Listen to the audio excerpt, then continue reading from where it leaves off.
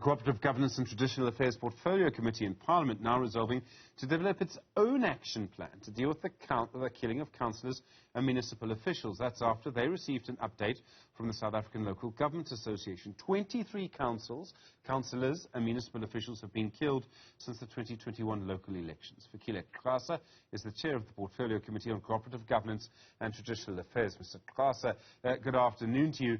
We've had this problem now for many years, particularly recently. What do you believe you'll be able to do to stop it? What are you going to try and include in your plan? Good afternoon, Stephen, and the viewers of Newzroom Afrika. As the Portfolio Committee, after receiving this chilling report, which was not coming to us for the first time, Salga has raised it, I think, repeatedly. We took a view that says, as part of, because we are now listening to the departments as well as the Salga, which is an entity reporting to the Department of Cooperative Governance, we took a view that said we must look at our oversight plan. And informed by some of these reports, including this one. And see, this report actually is indicating that if no action is getting taken, one, by the executives, and two, generally by society, our country is doomed to be a failed state, if you can call it that way. So we are planning to come up with one. We want to condemn this thing in the strongest terms. We understand that some of these people who are getting killed are councillors. By implication, these are political killings, if you like. It might be out of rivalry, whether intra or inter-party. But when it comes to officials, we are beginning to suspect that this has to do with corruption. Tenders that go this way or that other way. When we look at the officials that get killed, some of them, one, it's a legal advisor, others are municipal managers, others are managers dealing with infrastructure. So our suspicion is that it then demonstrates to us that corruption is endemic in municipalities. Okay, Mr. Xasa, I'm sorry to interrupt you, sir. I don't think we need to think it's a suspicion. I think we know that that is the case. It is definitely corruption. It must be. And if you look at, I mean, in East London last week, it was the head of infrastructure. I mean, it goes to exactly what you say. So then how do we stop it would be the case. I mean, you would need to stop the corruption as well. Would that be right? Yes, we first have to deal with accountability first. And in our context as Parliament, the people who account to us are the executives, whether at the level of municipal councils, the province, as well as national. So we'll have to insist on all those whose responsibility is to execute the laws that govern issues that relate to tenders, procurement, whatever. We must now insist that people must account. And the committee is definitely to want regular reports related to this matter. It should not just be condemning it. We also want to see action in the context of other ministries that have to do with justice. The numbers are there. Yes, we are informed that there are actions that are getting taken, but we want to see results. In other words, we want to see people who get prosecuted and people who get imprisoned on the basis of some of these things they are doing. Mr. Xasa, what makes you think that those in charge, whether they be the police minister, the police commissioner, particularly in KwaZulu-Natal, the provincial commissioners there, can they really do the job? And let me just be clear, because I may sound like I'm being very rude, and I suppose I am, but the fact is that this has been a problem for a long time, long before the 2021 elections. You're right, of course, it is corruption.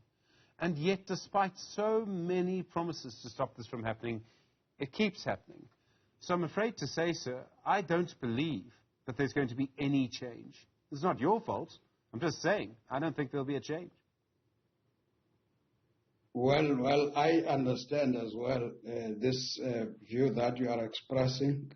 That's generally what we are saying. This is going to condemn our country to something that we have never anticipated. So the call is not only to executives.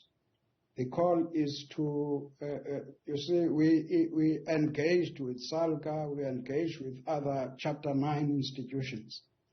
They are beginning to say to Parliament, Parliament, you are the ones who get elected to represent the public. So in other words, even us, if this thing is defeating us, we must report to society and say action needs to be taken by society. And when we say by society, by implication, Parliament must take the lead in dealing with this issue. And when I say Parliament, that goes to provincial legislatures, that goes to councils. In other words, when we say regular reports, we expect them from councils to say, how do you deal with this issue, which we know the cause of it is corruption. And beating around the bush is not going to help us. We must say to councils, and if councils are not acting, we must say to society, let's deal with this matter, because this matter is going to destroy our country. We must say to other levels of executives, let's take action. And if this action is not taken, so in other words, this is an appeal not only to the executives, it's an appeal to society to say, let's stop this killing of public representatives. In other words, this action is like the killing of police. If you kill people who are elected to govern, by implication there's no government. One day we would have a state that is run by mafias. And we are afraid to get to that stage. So let's all stand up and deal with this matter. We are making laws as Parliament, and we expect executives to execute the law. But if that fails, that is a societal issue as well. Because we must also report to society where there are challenges that we know. In other words, these people who are killing, instructed by whoever, are living amongst us.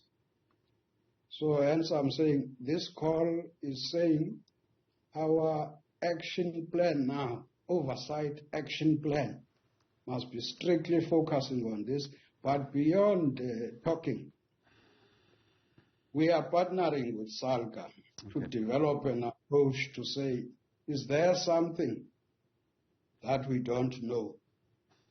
In other words, we must be scientific in terms of dealing with this, the causes of some of these things. It must not just be a general one issue. Let's look at it, and possible. Are we the only country that has this experience? Mr. Xasa, I'm sorry. Yes. I hear you, and I know that you have a good intention, sir. But let's be clear. Our state, our police minister, and our National Police Commissioner are unable to stop it. Do you agree with me, yes or no? I would say yes and no. My no is on the basis that there are people who have been arrested. What we are not sure of are the processes that ultimately would end up. In fact, we could not produce results as we asked for in terms of the number of people who have been convicted, but there are people who have been arrested. There's a specific case that was cited, that of Mr. Magak in KwaZulu-Natal, who was killed. People were arrested. They are going to court, but for now, I can't say the outcome is like this. In other words, there are examples that can be cited of people who have been arrested. I'm sure the mayor in Sekhukhune in Limpopo who was killed, people were arrested.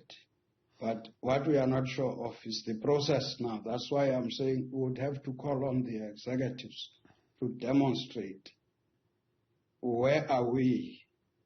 What are the likely outcomes? In other words, we must convince society that we are acting against this problem.